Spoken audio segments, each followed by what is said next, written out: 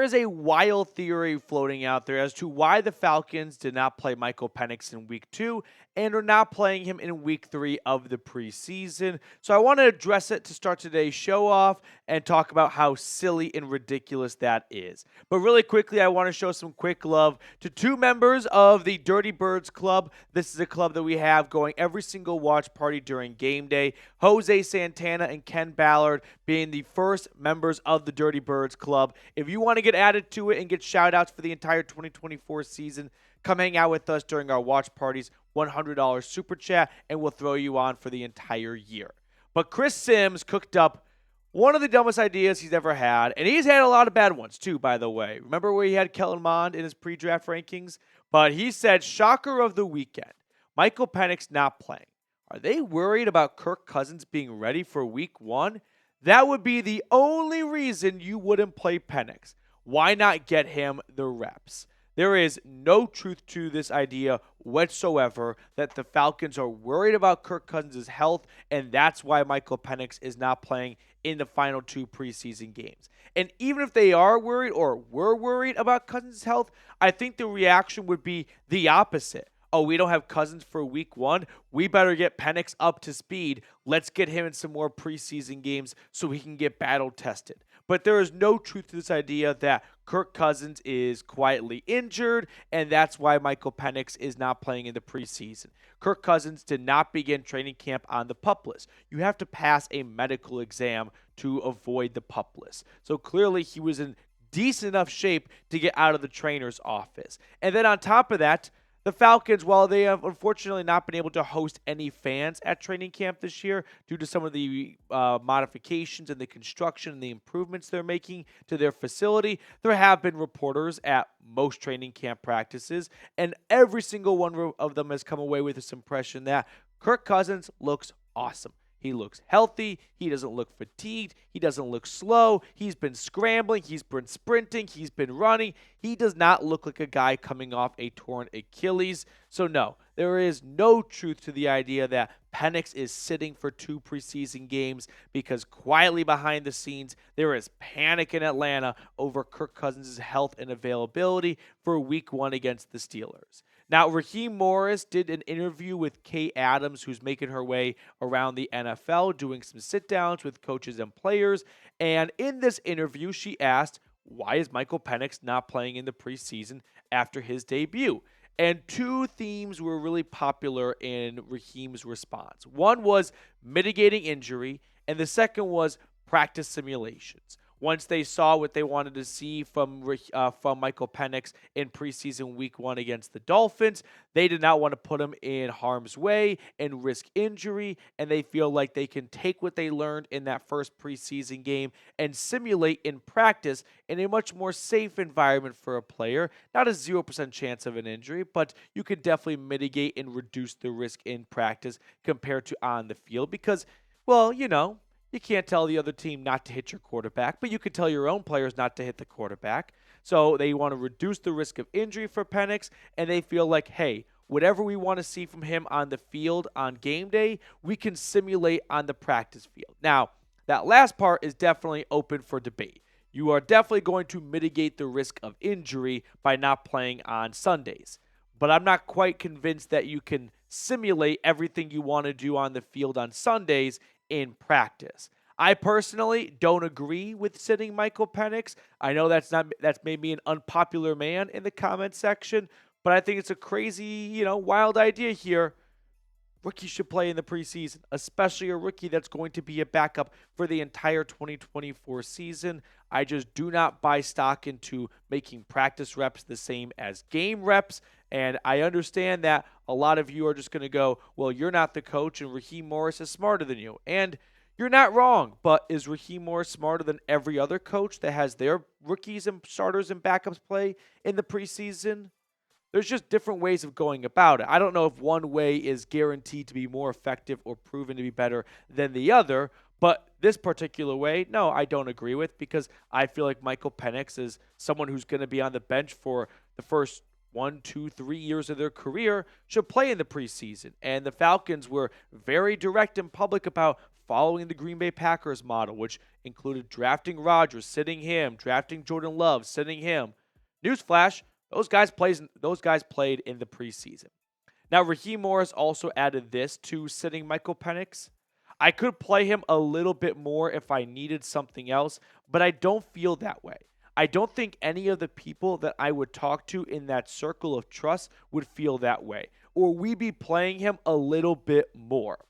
There is definitely one big bright takeaway from this that even I can see, which is if they are so impressed from Michael Penix in practice that they don't need to see him play in potential risk injury games, then what is he doing in practice that's giving them this much confidence? Like, there is definitely a lot to be optimistic and excited for when it comes to Michael Penix's future in Atlanta. If the coaching staff feels this strongly that, wow, what we're seeing in practice, we don't need to see him play on Sunday. We know what we have in him. We don't want to risk injury. Now, hopefully they do have a great hidden gem like this. Otherwise, it's going to be a slow start whenever Michael Penix does take the field. If he doesn't have a bunch of preseason reps and he isn't the, messiah that the coaching staff might believe he is based on, small, but those comments right there from Morris. I mean, I remember when Patrick Mahomes sat behind Alex Smith for his rookie year, there were a lot of players and media members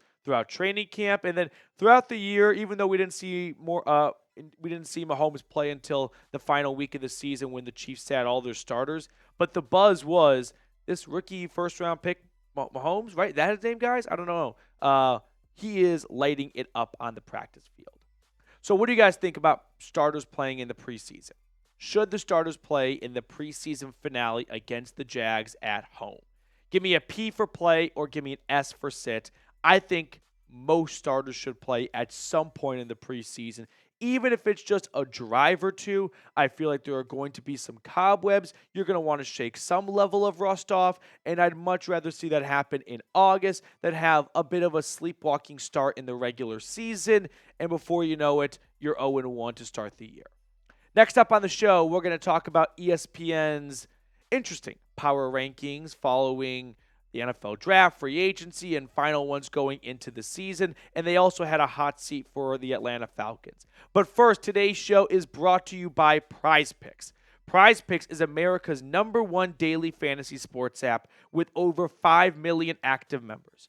All you do is pick more or less on 2 to 6 player stat projections and watch the winnings roll in. You can now win up to 100 times your money on PrizePicks with as little as 4 correct picks. You can turn $10 into $1,000. If you're looking for an example of some selections, these are the ones I'm rolling with for the 2024 season, taking the less on Patrick Mahomes' passing yards, just given all the uncertainty at the receiving position yet again. I also like the more for Tyreek Hill and Saquon Barkley's yardage and Garrett Wilson's receptions. So if you're looking for promotions, PrizePicks has got you covered every week. They lower select player stats projections on Tuesdays to help your lineup hit. Download the PrizePicks app today and use code CLNS for a first deposit match up to $100. That's code CLNS on PrizePicks for a deposit match up to $100. Pick more, pick less. It's that easy. So let's talk about some of the hot seat candidates, or the hot seat candidate, I should say, for the Falcons, along with their power rankings from ESPN. Starting off at number 1, no surprise, it is Kansas City Chiefs at the top of the mountain, followed by the Baltimore Ravens, 49ers, Lions, Eagles. The Eagles are a little high, but okay. Texans at 6, I mean, maybe they're a little bit drinking a lot of the Kool-Aid from a rookie sensation, but I'd rather see it before I can believe they're the 6th best team in the NFL already. Bills at 7, Dolphins at 8, Bengals at 9. Bengals feels a little high. Packers at 10, okay, still feels a little high. Cowboys at 11, Browns at 12, Rams at 13, Jags at 14, Jets at 15, and then we go Steelers, Bears, Colts before at number 19, your Atlanta Falcons. I know anytime we see power rankings, our brains are conditioned to automatically disagree and refute them and call them horrendous or disrespectful. I don't agree with the ESPN folks saying that the Falcons are the 19th best team in the NFL, but I don't think they're terribly off base. It's a 7-10 team a year ago that made a lot of improvements in the offseason, added veteran guys like Kirk Cousins, Matthew Judon, and Justin Simmons. That's going to add some wins on. But we also have some level of needing to see it to believe it. So I would put the Falcons at 14-17, somewhere in that range. I'd be willing to jump them up 2 to 5 spots. But all in all, I've seen worse rankings, and I don't think this is one to get triggered over. Now, they also included one person on the hot seat for each team.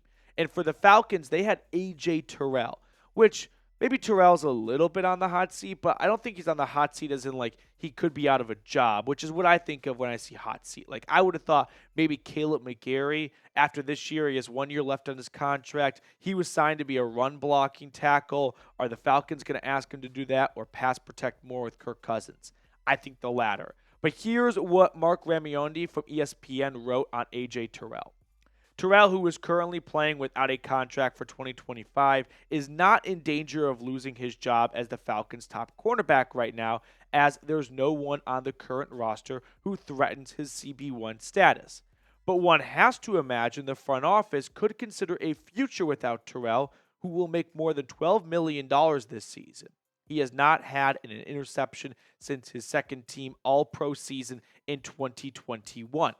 It is a prove-it year for A.J. Terrell and the Falcons, of course, but I think this is a big season for Terrell to prove he is a playmaking corner because ultimately, while GMs are not simple-minded like some fans are that only evaluate corners on interceptions and pass breakups, there is some truth to, hey, A.J. Terrell's playmaking abilities first 2 years compared to his last 2 years are not quite there, right? We've seen this graphic before. 4 interceptions, 4 forced fumbles compared to 0 the last 2 years. I also think it's worth noting that A.J. Terrell has become a little bit of a corner, like an island cornerback. Targets are way down over the last 2 years compared to the first 2 years.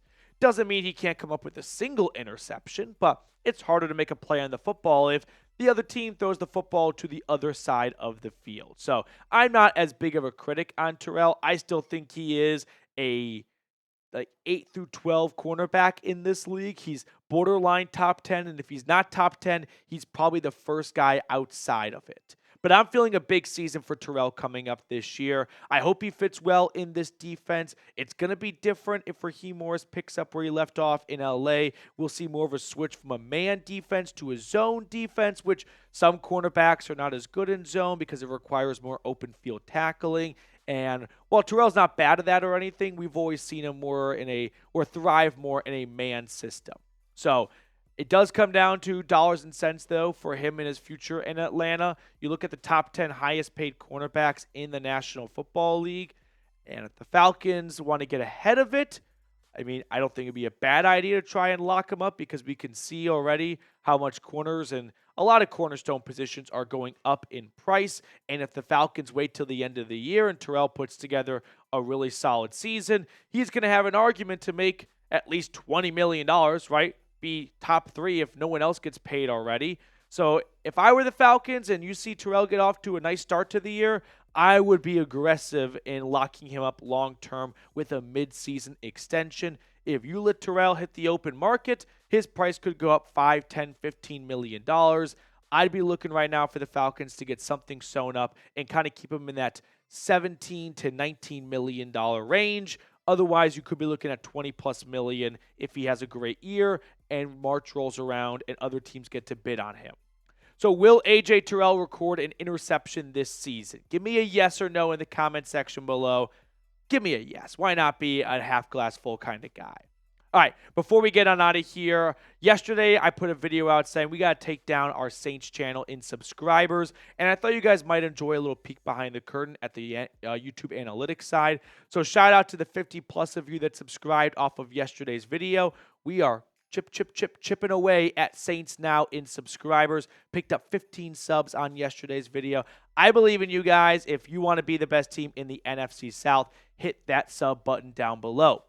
I also want to show some love to Keith Franco for a super thanks. Appreciate you for going above and beyond to support the channel, Keith. Really do. It means a ton when you guys send in support like that. So if you want to get a shout out and you want to be awesome like Keith, hit the super thanks icon down below. We'll get you on screen for a future episode. That's going to do it for us on today's show. Thank you all so much for tuning in. Enjoy the rest of your Tuesday, and I'll catch up with you all tomorrow.